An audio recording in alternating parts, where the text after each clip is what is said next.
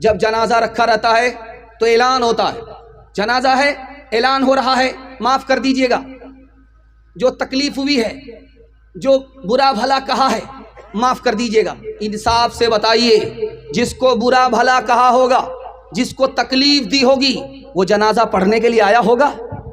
کیا فائدہ اعلان کا؟ دوسری بات، دنیا میں سب سے بڑی مصیبت ماں باپ کے جنازے سے بڑھ کر کے نہیں ہے۔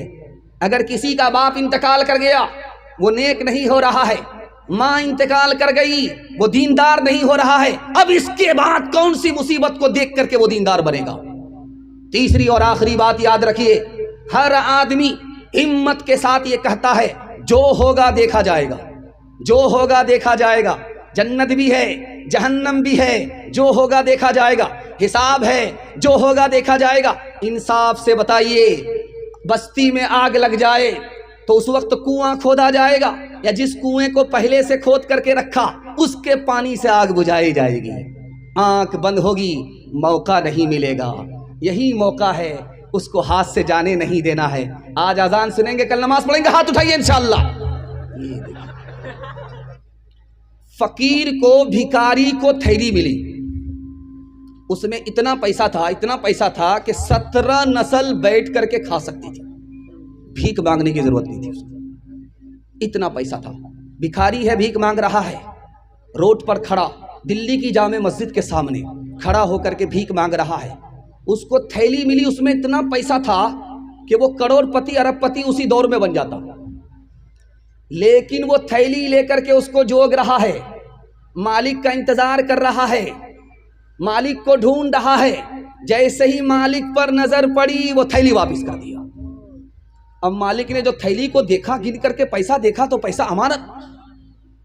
اب وہ کبھی تھیلی کو دیکھتا ہے، کبھی فقیر کو دیکھتا ہے، کبھی تھیلی کو دیکھتا ہے، کبھی فقیر کو دیکھتا ہے۔ وہ سمجھ میں نہیں آ رہا ہے، یہ دیوانہ ہے یا میں دیوانہ ہوں، یا میں خواب دیکھ رہا ہوں، یا ریئل میں، حقیقت میں یہی واقعہ ہے۔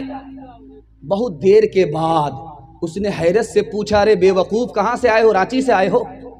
ایک تو ہاف پاگل ہم ہیں کہ 12 بج جانے کے بعد بیٹھے، ایک پھول پاگل آپ ہو کے پیشاب پخانہ روک کر کے بیٹھے۔ تو اس نے پوچھا حیرت سے، ارے اللہ کا بندہ، تم بھیک مانگتے ہو، ایک ایک پیسے کے محتاج ہو، بیگ میں، تھیلی میں اتنا پیسہ تھا کہ اس کو رکھ لیتے تو 17 نسل تمہاری تر جاتی، تم نے واپس کیوں کر دیا؟ اس کا جواب سنیے۔ ایسی محبت اللہ نبی کی ہم سب کو عطا فرمائے۔ اس نے کہا، میں نے اس لیے واپس کیا کہ تم عیسائی ہو، تمہارے نبی حضرت عیسیٰ ہے، میں نبی کا امتی ہوں، میرے نبی محمد ہے۔ اگر میں تھیلی واپس نہیں کرتا تو تم بھی خدا کے سامنے پہنچتے، میں بھی خدا کے سامنے پہنچتا۔ تم میرے خلاف مقدمہ کرتے، میرے نبی بھی وہاں موجود ہوتے، تمہارے نبی بھی موجود ہوتے، تمہارے نبی کا تو سر اونچا ہو جاتا، میرے نبی کا سر جھک جاتا۔ میں اپنے نبی کے سر کو اٹھانا تو دیکھ سکتا ہوں، جھکانا نہیں چاہتا۔ دوسری مثال آپ کے سامنے لے کر کے آ رہا ہوں، بہت دھیان سے سنیے گا۔ گھر کا سارا مال چوری ہو گیا اور آدمی نے معاف کر دیا چور کو۔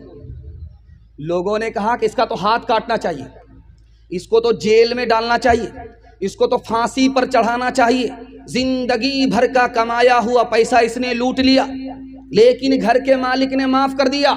اب اس سے پوچھا، رہے اللہ کا بندہ، معاف کیوں کر دیا؟ یہ تو آدمی معافی کے لائق نہیں تھا، تم نے اس کو کیوں معاف کر دیا؟ اس کا جواب سنیے۔ اللہ ایسا عشق سب کو نبی سے عطا فرمائے۔ اس نے کہا کہ میں نے اس لیے معاف کر دیا، اگر میں معاف نہیں کرتا تو اس کا جھگڑا میرا جھگڑا خدا کی عدالت میں پیش ہوتا، اور جتنی دیر جھگڑا حل نہیں ہوتا اتنی دیر ہمارے نبی کو جنت سے باہر کھڑا رہنا پڑتا۔ میں اپنے نبی کو جنت کے اندر دیکھنا چاہتا ہوں، باہر کھڑا دیکھنا نہیں چاہتا۔ دو مثال ہے، پیغام ختم کر رہا ہوں۔ انشاءاللہ بیوی سے پوچھ کر کے داڑھی رکھیں گے، ہاتھ اٹھائیے، انشاءاللہ بالکل صحیح جا رہا۔